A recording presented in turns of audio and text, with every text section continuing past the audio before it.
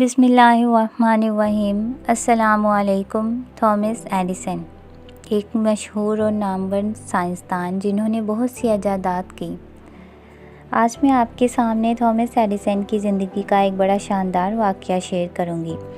Edison جب چھوٹا تھا اسے اسکول سے نکال دیا اور ایک لیٹر دیا کہ جاؤ اسے لے جا کر اپنی ماں کو پڑھا دینا۔ ماں نے وہ لیٹر پکڑا، سامنے ایڈیسن بیٹھا ہوا ہے، وہ لیٹر پڑھا اور اس لیٹر پہ جو لکھا تھا اس نے پڑھ کے سنایا۔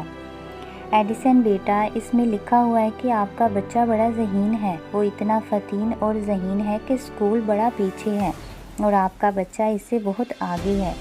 یہ اسکول اس کے لیے بہت چھوٹا ہے اور یہاں پر ایسے استاد نہیں ہیں جو اس کو تعلیم دے سکیں۔ پلیز مسز ایڈیسن آپ اس کو خود پڑھا لیں۔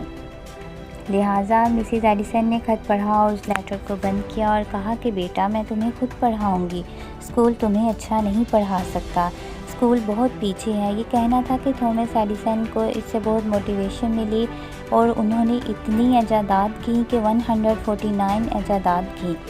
جب وہ بڑے ہوئے، کافی وقت گزر گیا، ان کو کتاب و رسالے اور مٹیریل میں سے وہ خط ملا اور اس کو کھولتا ہے، پڑھتا ہے، اس کی آنکھوں سے آنسو گرنے لگتے ہیں کیونکہ اصل میں تو خط میں کچھ اور ہی لکھا تھا۔ خط میں کیا لکھا ہوا تھا؟ خط میں لکھا تھا کہ آپ کا بچہ انتہائی کند ذہن اور نالائق ہے، وہ سیکھ ہی نہیں سکتا، لہٰذا اس کو گھر پڑھائیں۔ ایڈیسن کی ماں سمجھدار تھی، وہ طعنہ اگر اس وقت اس کو ملتا تو کتنا بڑا دھچکا لگتا۔ دیکھو تھامس ایڈیسن نے بعد میں کتنی ایجادات کی، بلب اور بہت سی چیزیں ایجادات کی جس کی وجہ سے آج وہ مشہور